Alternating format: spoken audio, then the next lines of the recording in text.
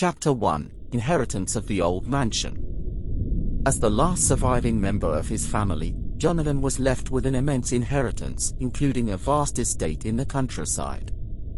He had always known about the property but had never visited it before. The thought of inheriting such a grand estate made him ecstatic. Little did he know, the estate held secrets that would soon unfold before his very eyes. As he approached the estate, Jonathan felt a sense of unease. The once grand mansion was now run down and desolate. The grounds were overgrown with weeds and the air had an eerie silence to it. Despite the state of the estate, Jonathan was determined to make it his own. The key to the estate was passed on to him by the executor of his late father's will. The key was old and rusty, as if it had not been used for years. As he opened the creaking door to the mansion, a chill ran down his spine. He felt as though he was being watched, as if something was lurking in the shadows. As he stepped inside, the musty smell of old furniture filled his nostrils. The room was dark and gloomy, with tattered curtains covering the windows. The silence was deafening, and Jonathan felt as though the mansion was holding its breath. He explored the mansion, and as he moved from room to room, he began to feel as though he was not alone. The hairs on the back of his neck stood up as he felt a presence behind him. But every time he turned around, there was nothing there. As the sun began to set, Jonathan retired to his bedroom, hoping to get a good night's sleep. However, as he lay in bed, he heard strange noises coming from outside his window. It sounded like a faint whisper, as if someone was calling out his name. He brushed it off as his imagination, but the whispering continued. It grew louder and louder until it was a deafening roar. Jonathan tried to ignore it, but he could no longer withstand the pressure. He got up and walked towards the window, but what he saw left him frozen in fear. Outside the window was a figure, with eyes that glowed in the darkness. It looked like a woman, but not quite. Her hair was wild and unkempt, and she wore a tattered dress that swirled around her feet. She seemed to be beckoning to him, urging him to come closer. Jonathan tried to back away, but his feet wouldn't budge. It was as if he was under some sort of spell. The figure outside the window began to grow in size, and he could hear her voice inside his head. "Come to me," she whispered. "I have been waiting for you." Jonathan tried to resist, but he was powerless against her charm. He stepped closer to the window, and the figure reached out her hand. Just as he was about to touch her, he was snapped out of his trance by a loud noise. He turned around and saw that the door to his room had swung open on its own. The figure outside the window disappeared into the night, and the eerie silence returned. Jonathan knew then that he was not alone in the mansion, and that the secrets it held were much darker than he had anticipated. Chapter 2: Strange Dreams. After receiving the news of his unexpected inheritance, John couldn't shake off the strange dreams that plagued him every night. He tossed and turned in his sleep, waking up with beads of sweat on his forehead. He couldn't remember the details of the dreams, but the feeling of unease stayed with him throughout the day. One night, as he lay in bed, John felt a sudden coldness envelop him, despite the thick blankets covering him. He opened his eyes and gasped in terror as he saw a shadowy figure standing at the foot of his bed. It was a woman, dressed in an old-fashioned gown, with long black hair cascading down her back. Her face was obscured, but John could feel her eyes boring into his soul. He tried to scream, but no sound came out of his mouth. The figure slowly approached him, and as it drew closer, John could hear a faint whispering. It sounded like a chant or an incantation, but he couldn't make out the words. Suddenly, the figure vanished into thin air, and John was left alone in the darkness. He sat up in bed, drenched in sweat, and tried to calm himself down. He convinced himself that it was just a nightmare, a result of his overactive imagination. But as the nights went on, John's dreams only grew more vivid and unsettling. He would dream of the figure, and each time it came closer to him. He could hear the chanting more clearly now, and it filled him with a sense of dread. During the day, John tried to distract himself with work and social activities, but the dreams persisted. He began to feel like he was losing his grip on reality. He couldn't tell anyone about the dreams, for fear of being labeled crazy. Chapter 3: Searching and Uncovering of Truth. As the sun rose over the small town, John couldn't shake the feeling that he had to do something about his strange dreams. They had been haunting him every night since he inherited the old mansion, and he knew deep down that there was something more to them than just random images. He decided that he had to start taking action, and the first step was to research the history of the mansion. He spent hours poring over old documents and books, trying to find anything that could give him a clue about the source of his dreams. One day, John stumbled upon an old diary, hidden away in a forgotten corner of the attic. As he flicked through the yellowed pages, he found a passage that made his blood run cold. It was written by his great-grandfather, who had inherited the same property decades ago. In the passage, his great-grandfather described the same dreams and the same figure that haunted John. John realized that the dreams were not just a figment of his imagination, but a part of something much bigger and much darker. He had to find out more about his inheritance and the secrets that it held. As he dug deeper, he discovered a dark secret that had been hidden for decades.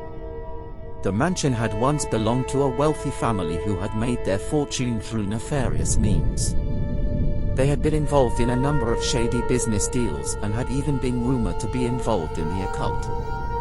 John felt a chill run down his spine as he realized that this could be the source of his dreams.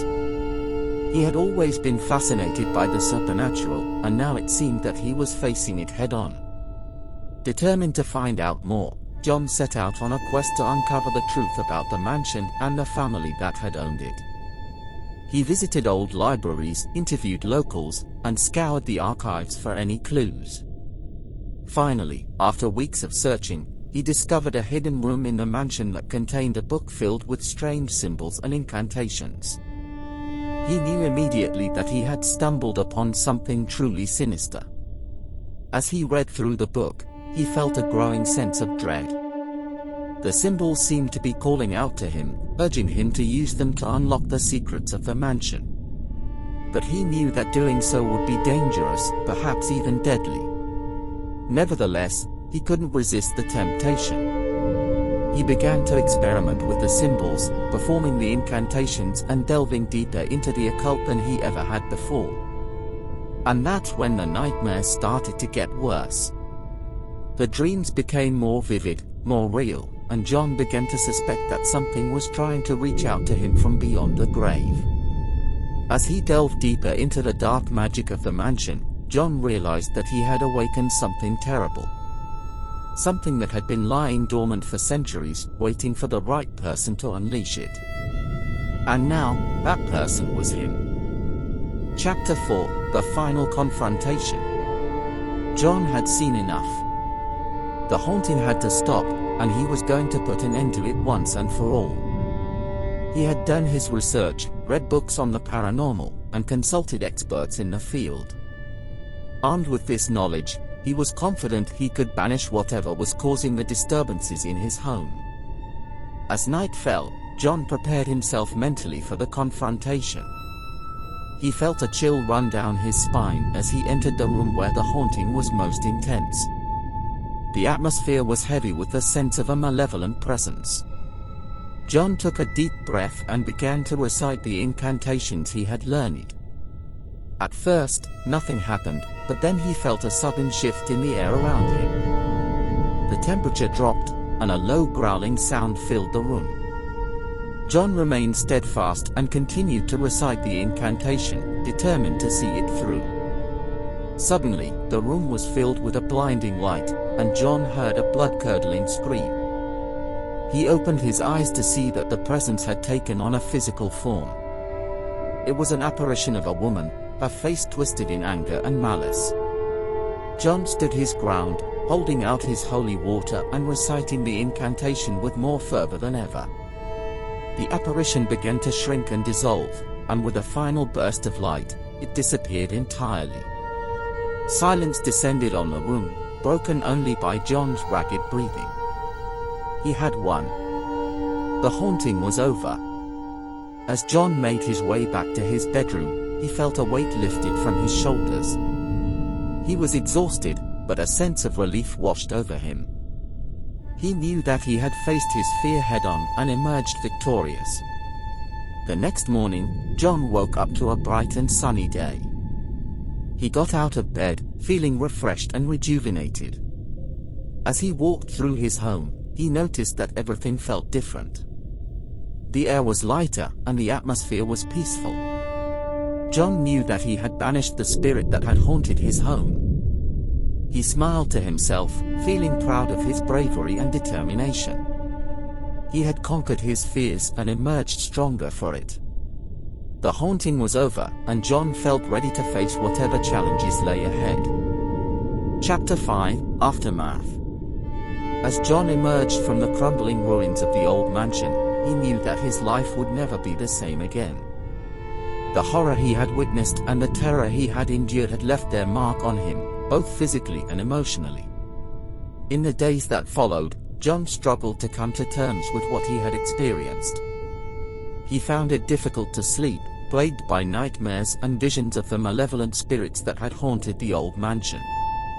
He tried to put the past behind him, but the memories refused to fade. Despite his best efforts to move on, John found himself drawn back to the ruins of the mansion. He felt a strange connection to the place, as if it was calling to him. He knew that he had to face his fears and confront the ghosts that still lingered there. As he made his way back to the ruins, John could feel the hair on the back of his neck standing up. He could sense the presence of the spirits, and he knew that he was not alone. But this time, he was determined to face them head-on. With his heart pounding in his chest, John made his way through the crumbling walls of the mansion. The air was thick with an eerie silence, broken only by the occasional creak of ancient timbers. As he approached the heart of the mansion, John saw a figure in the distance. It was the ghostly apparition that he had seen before, the one that had haunted his dreams. But this time, it was different.